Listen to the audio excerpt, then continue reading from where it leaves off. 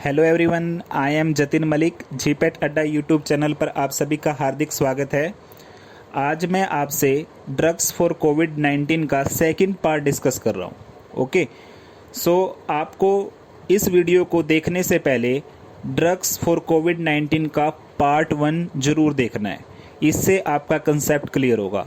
और जो पार्ट 1 का लिंक है वो मैंने डिस्क्रिप्शन में दिया है, तो आप वहाँ डायरेक्ट क्लिक करके उस पार्ट पर जा सकते हैं। ओके, सो हमने फर्स्ट पार्ट की एंडिंग की थी कि जो हमारा वायरस है जैसे ही हमारी ह्यूमन सेल में एंटर करता है तो वहाँ पर वो वेसिकल फॉर्मेशन करता है with the process of endocytosis. Okay, अब क्या होगा, अब हमारे सेल के अंदर लाइसोसोम होता है। अब लाइसोसोम उस वेसिकल के साथ फ्यूज होगा। ठीक है, इससे क्या होगा, जो लाइसोसोम का एसिडिक कंटेंट है वो कहाँ चला जाएगा, वेसिकल के अंदर। अगेन मैं आपको रिपीट कर रहा हूँ, क्या होगा, जैसे ही वेसिकल फॉर्म हुआ उसका फ्यूजन हुआ लाइसोसोम के साथ, और लाइसोसोम का जो एसिडिक कंटेंट है वो कहाँ चला गया, वेसिकल में। अब जैसे ही वेसिकल का एसिडिक एनवायरनमेंट होगा, वो वायरस जो सेल के अंदर आ चुका है वो साइटोप्लाज्म में अपना जेनेटिक मटेरियल आरएनए को रिलीज कर देगा। ठीक है, तो यहाँ पर हमारी एक ड्रग है हाइड्रोक्सी क्लोरोक्विन। हाइड्रोक्सी क्लोरोक्विन क्या करती है, इस पीएच को अल्कलाइन बनाती है। जो वेसिकल का पीएच है उसको क्या बनाएगी, अल्कलाइन। ठीक है, अब एसिडिक में तो क्या हो रहा था कि वायरस अपना जेनेटिक मटेरियल साइटोप्लाज्म में रिलीज कर पा रहा था, लेकिन जैसे ही वहाँ का पीएच अल्कलाइन होगा तो वायरस अपने जेनेटिक मटेरियल आरएनए को साइटोप्लाज्म में रिलीज नहीं कर पाएगा। ठीक है, तो हाइड्रोक्सी क्लोरोक्विन की मल्टीपल मैकेनिज्म है। हमने पहली वीडियो में ये भी डिस्कस किया था कि हाइड्रोक्सी क्लोरोक्विन क्या कर रही थी, ACE2 रिसेप्टर का ग्लाइकोसाइलेशन एंड स्पाइक प्रोटीन की प्रोटियोलाइसिस को भी इनहिबिट कर रही थी। और यहाँ पर भी हाइड्रोक्सी क्लोरोक्विन का जो मेजर एक्शन है वो क्या है कि पीएच को अल्कलाइन बनाना, जिससे जेनेटिक मटेरियल का साइटोप्लाज्म में रिलीज नहीं हो पाएगा। ओके, अब जैसे ही वायरस वेसिकल का एसिडिक एनवायरनमेंट होते ही अपना जेनेटिक मटेरियल साइटोप्लाज्म में रिलीज करेगा, जो कि उसका जेनेटिक मटेरियल है सिंगल स्ट्रैंडेड आरएनए। तो वो सिंगल स्ट्रैंडेड आरएनए के पास प्रॉपर्टी है कि वो प्रोटीन मॉलिक्यूल सिंथेसाइज कर सकता है। ठीक है, अब सिंगल स्ट्रैंडेड आरएनए वहाँ पे प्रोटीन मॉलिक्यूल सिंथेसाइज करेगा। तो उसमें से एक प्रोटीन मॉलिक्यूल होता है आरएनए डिपेंडेंट आरएनए पॉलीमरेज। ठीक है, आरएनए डिपेंडेंट आरएनए पॉलीमरेज। तो वो आरएनए डिपेंडेंट आरएनए पॉलीमरेज क्या करेगा, आरएनए की मल्टीपल कॉपीज बना देगा। आरएनए डिपेंडेंट का क्या मतलब हुआ, आरएनए से ही आरएनए बना रहा है। ठीक है, तो अब क्या होगा, वहां पर मल्टीपल कॉपीज ऑफ आरएनए की फॉर्मेशन होगी। तो अब यहाँ पर हमारा एक और टारगेट आता है, उसका नाम है RDRP इनिबिटर। तो RDRP जो एंजाइम है उसको ड्रग्स इनिबिट करती है, लाइक रेमिडेसिविर, गैलिडेसिविर, फेविपिराविर एंड राइबाविरिन। ठीक है, रेमिडेसिविर एंड गैलिडेसिविर एक ही कैटेगरी की ड्रग है, और फेविपिराविर और उसके बाद राइबाविरिन हेपेटाइटिस सी में भी यूज़ होती थी। ठीक है, राइबाविरिन एंड इंटरफेरोन। तो यहाँ पर भी ये यूज़फुल, इसके ऊपर ट्रायल चल रहे हैं राइबाविरिन के ऊपर। तो अब हमारे पास टारगेट कौन सा हुआ, RDRP, और ये ड्रग्स आपको याद रखनी है, रेमिडेसिविर, गैलिडेसिविर, फेविपिराविर एंड रिबाविरिन। ठीक है, हमारे सेल के साइटोप्लाज्म में रिलीज्ड आरएनए राइबोसोम की हेल्प से, जो हमारे सेल में राइबोसोम है उनकी हेल्प से प्रोटीन सिंथेसाइज करेगा, और सेकेंडली उन आरएनए से मल्टीपल कॉपीज बनेगी आरएनए की। अब ये जो मल्टीपल कॉपीज बनी है आरएनए की, ये प्रोटीन के अंदर मूव करके न्यू वायरस जनरेट करेगी। ठीक है, तो इसका मतलब अब क्या हुआ, वायरस की रेप्लिकेशन होने लगी हमारी सेल्स में। अब जैसे ही वायरस की रेप्लिकेशन हो रही है तो एक टाइम ऐसा आएगा कि जो सेल है वो बर्स्ट होगी, और ये सारे वायरस कहाँ आएंगे, बाहर रिलीज होंगे, और ये दूसरी सेल्स को इन्फेक्ट करेंगे। ओके, अब सेकंड पॉइंट, जो हमारा मल्टीपल कॉपीज थी आरएनए की, वो क्या करेंगी, वो न्यूक्लियस के अंदर एंटर करेंगी, और वो किसकी हेल्प से न्यूक्लियस के अंदर एंटर कर रही है? इम्पोर्टिन ट्रांसपोर्टर के थ्रू। ओके, इम्पोर्टिन ट्रांसपोर्टर कहाँ होता है? हमारी न्यूक्लियर मेम्ब्रेन पे, उसके थ्रू जो मल्टीपल कॉपीज ऑफ आरएनए है वो न्यूक्लियस के अंदर एंटर कर रही है। ओके, अब वो न्यूक्लियस के अंदर एंटर करके न्यूक्लियस को टेक ओवर कर रही है। जो तो न्यूक्लियस क्या करेगा? न्यूक्लियस उन आरएनए को यूज करके प्रोटीन बनाएगा, बट वो प्रोटीन कौन से ओरिजिन के होंगे? वायरल ओरिजिन के।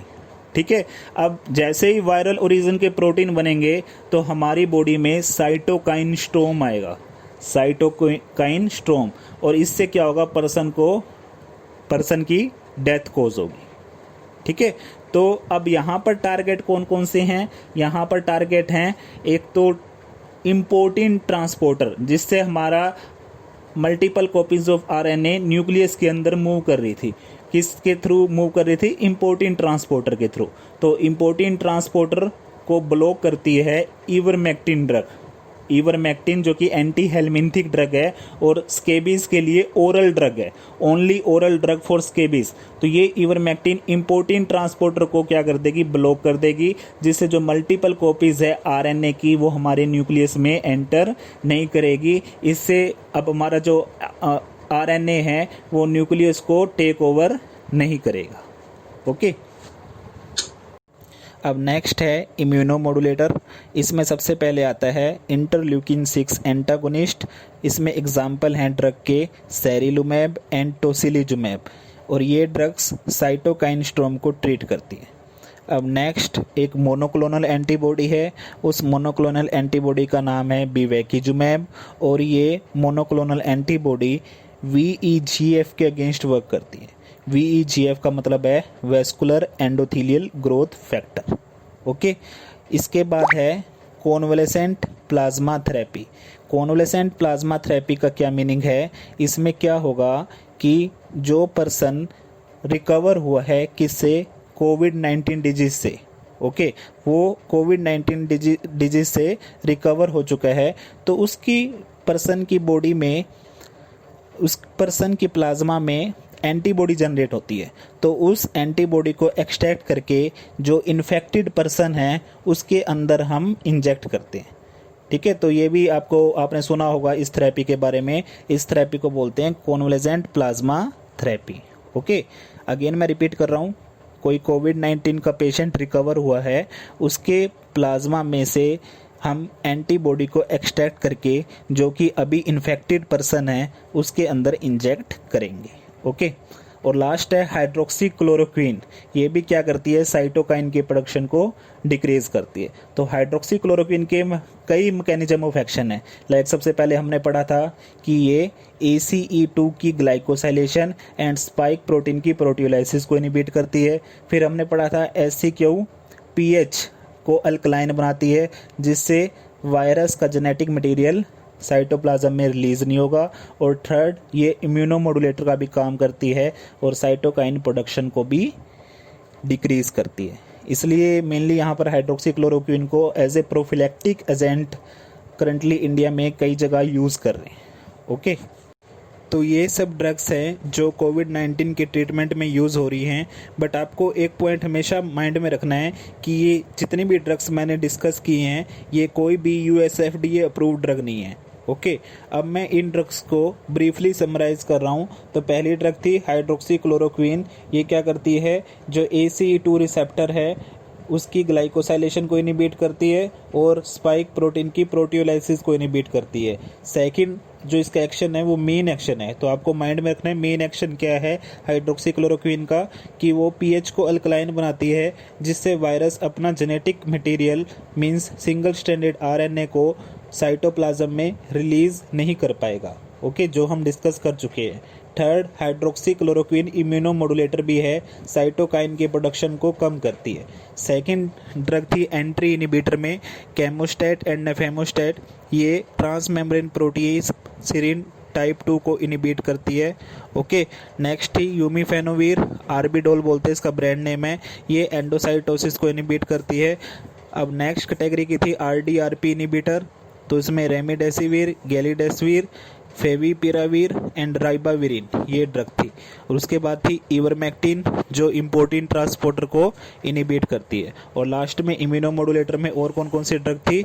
इंटरल्यूकिन 6 एंटागोनिस्ट, टोसिलिजुमैब और एंटी-VEGF, जो एक मोनोक्लोनल एंटीबॉडी थी जो कि वेस्कुलर एंडोथेलियल ग्रोथ फैक्टर के अगेंस्ट वर्क करती है, बिवेकिजमैब। और लास्ट थी कॉन्वलेसेंट प्लाज्मा थेरेपी। ओके, तो फ्रेंड्स, अब ये जो ड्रग्स थी ये यूज़ हो रही हैं कोविड-19 के ट्रीटमेंट पे। तो ये जितनी भी ड्रग्स है ना, ये FDA अप्रूव नहीं है, जैसा कि मैंने आपको बताया। तो इन ड्रग्स के जो दूसरे यूजेस है, मतलब जहाँ ये पहले यूज़ हो रही थी, लाइक इवरमेक्टिन कहाँ यूज़ हो रही थी? एंटी हेलमिंथिक ड्रग है। और कहाँ यूज़ होती है? ये स्केबीज के लिए ओनली ओरल ड्रग है। तो इवरमेक्टिन की जितनी भी फार्माकोलॉजी है वो अब इम्पोर्टेंट हो जाती है। इसी वे में हाइड्रोक्सीक्लोरोक्विन की फार्माकोलॉजी अब इम्पोर्टेंट हो जाती है। तो इन ड्रग्स से बहुत क्वेश्चन आगे आपको फेस करने पड़ सकते हैं। तो अब जो मैं लास्ट वीडियो बनाऊंगा इस सीरीज़ में, मैं इन ड्रग्स की स्पेशल पॉइंट आपको बताऊंगा कि ये ड्रग्स की स्पेशल पॉइंट जो एग्ज़ाम पॉइंट ऑफ व्यू से इम्पोर्टेंट है, वो मैं आपके साथ डिस्कस करूंगा।